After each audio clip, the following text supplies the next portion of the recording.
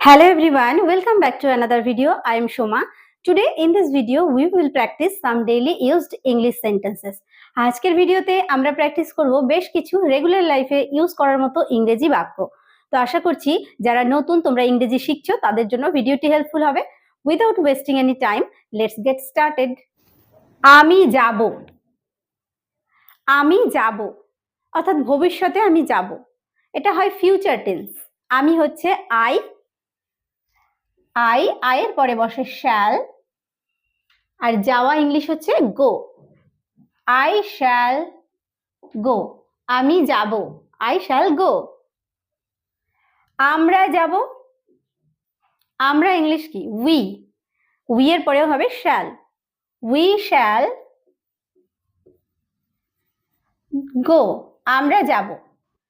I এর পরে we এর পরে প্রত্যেকের ক্ষেত্রে কিন্তু শ্যাল হবে এবং উইলও হতে পারে। যখন কোথাও একদম নিশ্চিত অর্থাৎ ডেফিনিট বোঝায় সেই সব ক্ষেত্রে আমরা আই উইল, উই উইল এই কথাটাও আমরা ইউজ করতে পারি। উই উইল গো মানে আমরা যাবই আর কি, উই উইল গো, আমি যাবই, I shall go. Okay, I will go, কিন্তু নর্মালি আমরা I shall go, we shall go এরকম ভাবে ইউজ করতে পারি। তুমি যাবে, তুমি ইংলিশ হচ্ছে ইউ, তুমি যাবে ইউ, ইউ এর পরে হয় will, you will go, you will go, তুমি যাবে।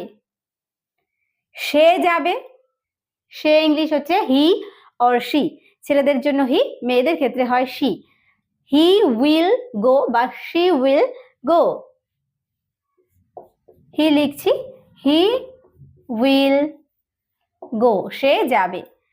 তারা যাবে, তারা ইংলিশ হচ্ছে দে, they will go, they will go, তারা যাবে। তারা আজ এখানে আসবে, তারা আসবে, দে উইল, দের পরে উইল আর আসা ইংলিশ হচ্ছে কাম, দে উইল কাম। কোথায় আসবে? এখানে, হিয়ার। কবে আসবে? আজকে, today.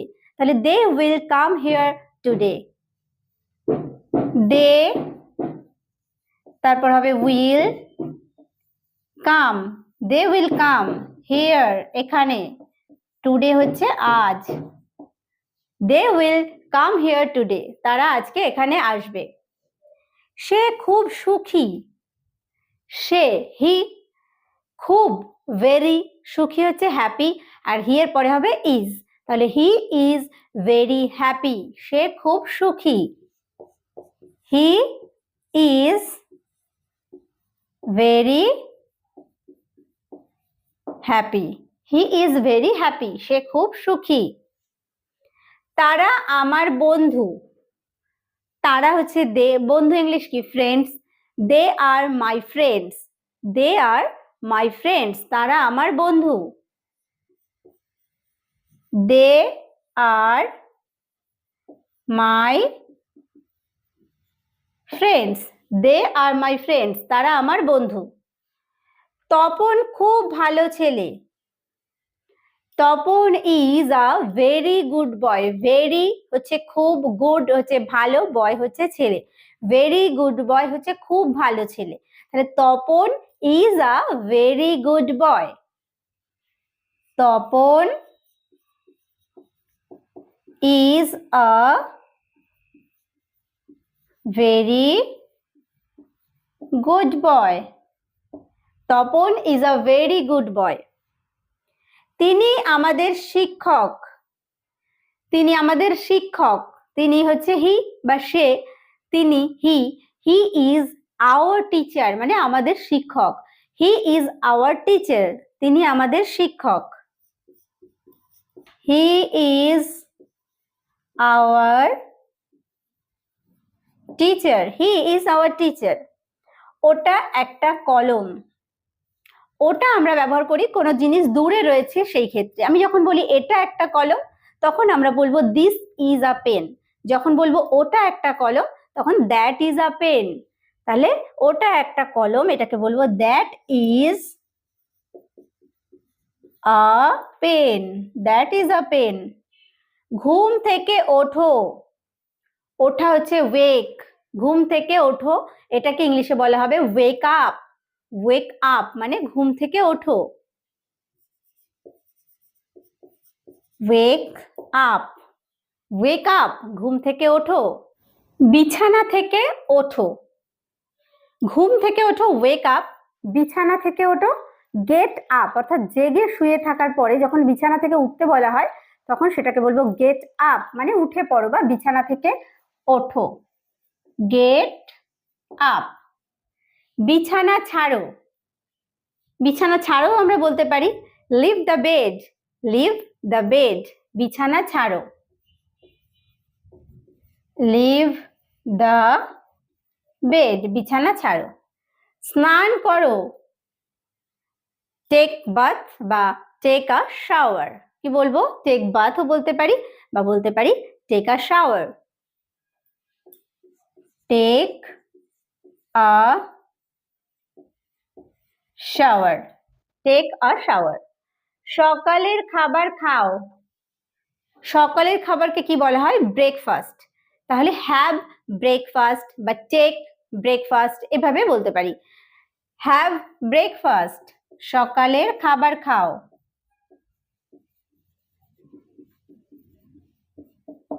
Have breakfast.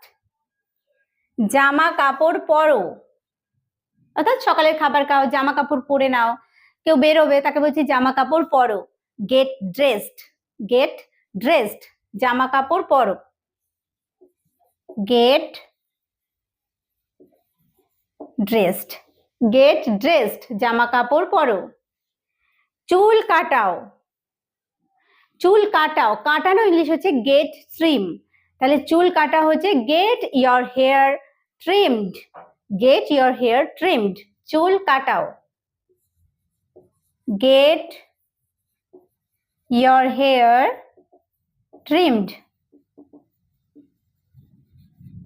Gate your hair trimmed, চুল কাটাও। ঘর মোছো, ঘর মোছো, মোছাটাকে বলা হচ্ছে মপ, আর ঘর মানে ফ্লোর মোছা হয়, তাহলে ঘর মোছো mop the floor, mop the floor, ঘর মোছো মপ দ্য ফ্লোর। কাজ শেষ করো, শেষ করা ইংলিশ হচ্ছে ফিনিশ, তাহলে কাজ শেষ করো finish your work, finish your work, finish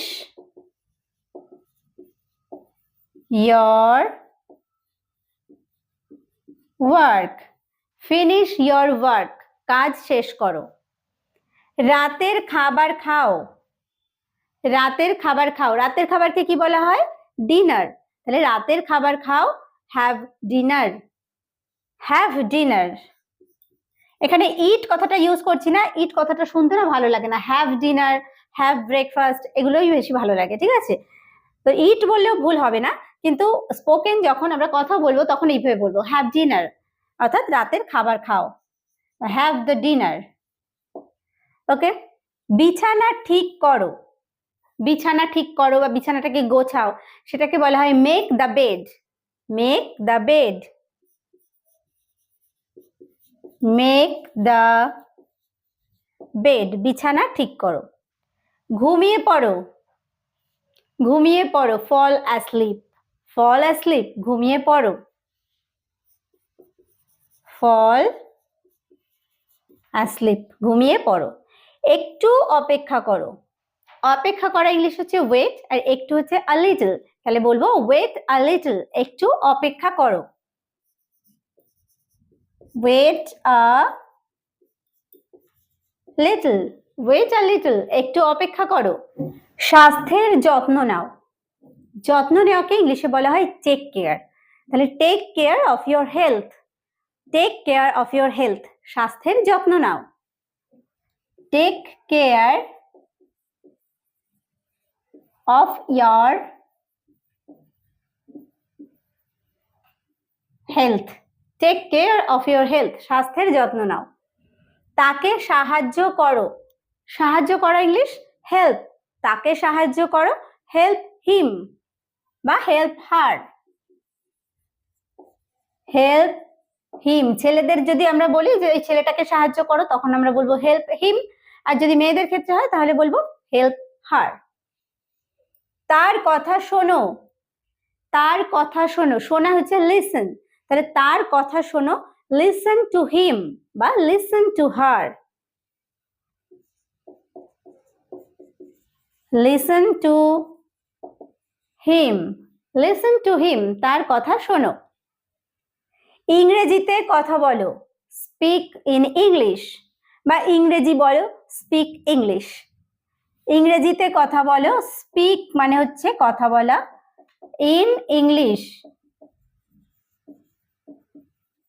speak in English, ইংরেজিতে কথা বলো। জানতে চাই, জানা হচ্ছে ওয়ান্ট, সরি ওয়ান্ট মানে হচ্ছে চাওয়া, জানা হচ্ছে নো, তাহলে জানতে চাই হচ্ছে ওয়ান্ট টু নো, জানতে চাই। ওয়ান্ট টু, টু নো হচ্ছে জানতে, আর ওয়ান্ট মানে চাওয়া, ওয়ান্ট টু নো, জানতে চাই।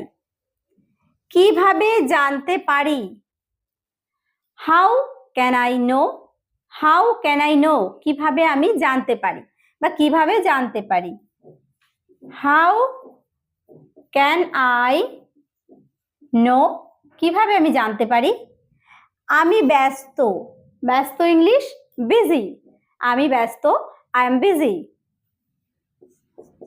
আই এম বিজি, আমি ব্যস্ত। এটা অতিরিক্ত, দ্যাটস টু মাচ, কোন ক্ষেত্রে ব্যবহার করি, কেউ যখন খুব বাড়াবাড়ি করে, বলছি খুব অতিরিক্ত হয়ে যাচ্ছে, কিন্তু এটা অতিরিক্ত, that's too much, that's too much, এটা অতিরিক্ত। আমি ভাগ্যবান, ভাগ্যবান ইংলিশ হচ্ছে লাকি, আমি ভাগ্যবান, I am lucky, I am lucky, আমি ভাগ্যবান। আমি গর্বিত, প্রাউড মানে হচ্ছে গর্বিত, আই এম প্রাউড, আমি গর্বিত, আই এম প্রাউড। কারোর কোনো কাজে যখন আমরা গর্ব অনুভব করি, বলি না যে আমি প্রাউড ফিল করছি, তো আমি গর্বিত, আই এম প্রাউড। আমি উপযুক্ত, কোনো কাজের জন্য আমি উপযুক্ত, বা কোনো জবের জন্য এখানে আমি উপযুক্ত, তাহলে ফিট মানে হচ্ছে উপযুক্ত, আই এম ফিট, আমি উপযুক্ত, আই এম ফিট, আমি উপযুক্ত। ছেলেটি খুব বুদ্ধিমান, বুদ্ধিমান ইংলিশ হচ্ছে ইন্টেলিজেন্ট, ছেলেটি খুব বুদ্ধিমান, the boy is very intelligent, the boy is, the boy is very intelligent, the boy is very intelligent, ছেলেটি খুব বুদ্ধিমান। আজকের ভিডিওতে আমরা শিখলাম বেশ কিছু রেগুলার লাইফে ইউজ করার মতো ইংরেজি বাক্য।